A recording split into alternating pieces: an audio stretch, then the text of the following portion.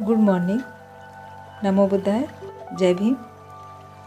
मैं आपको सिद्धार्थ गौतम किस प्रकार बोधिसत्व से बुद्ध बने, पहला भाग जन्म से प्रवृत्ति तक। मैंने आपको उनके कुल के बारे में, पूर्वजों के बारे में, वंश के बारे में और उनके असित मुनि के आगमन के बाद उनकी उन्होंने जो भविष्यवाणी की थी उसके बारे में वीडियो बना चुकी हूँ।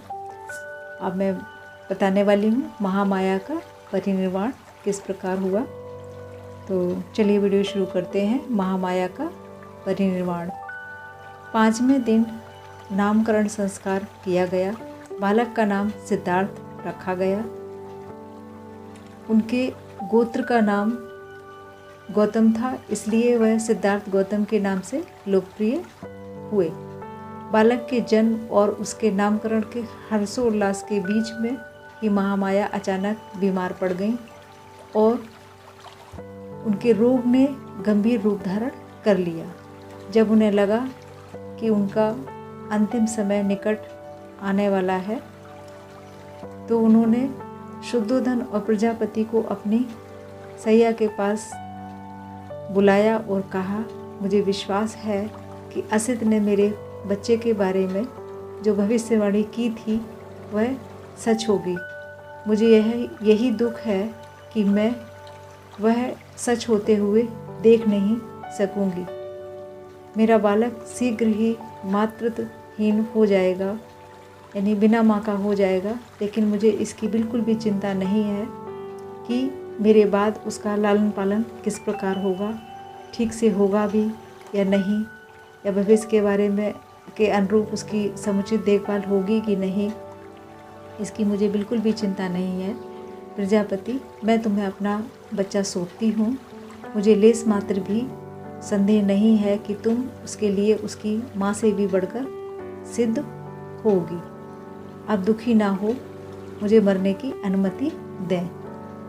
ईश्वर का बुलावा आ गया है और उसके दूत मुझे ले जाने के लिए प्रतीक्षा कर रहे हैं, ऐसा उनको आभास हो रहा था अंतिम क्षणों में। इतना कहकर महामाया ने अंतिम सांस ली और वो खत्म हो गई, यानी उनकी मृत्यु हो गई। शुद्धोधन और प्रजापति दोनों ही बहुत दुखी हुए और बुरी तरह से फूट फूट कर रोने लगे।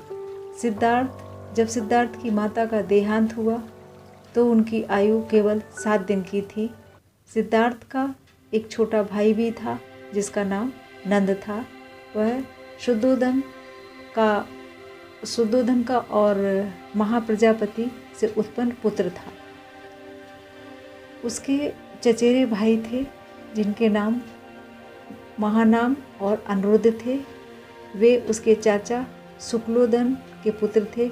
आनंद उसके चाचा अमितोदन का और देवदत्त उनकी बुआ अमिता का पुत्र था।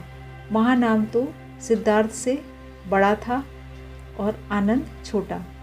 सिद्धार्थ उन्हीं की संगत में पला बड़ा हुआ था। तो इस प्रकार मैंने आपको उनके महामाया के परिनिर्वाण दिवस के बारे में कुछ जानकारी दी। अब मैं आपको उनके बचपन और शिक्षा के बारे में नेक्स्ट वीडियो में बताने वाली हूँ। तो प्लीज़ आप मेरी thanks for watching. Please subscribe, like, share and comments. जय भीम, नमो बुद्धाय। कृपया मेरी वीडियो में इसी तरह से जुड़े रहें। Thanks for watching.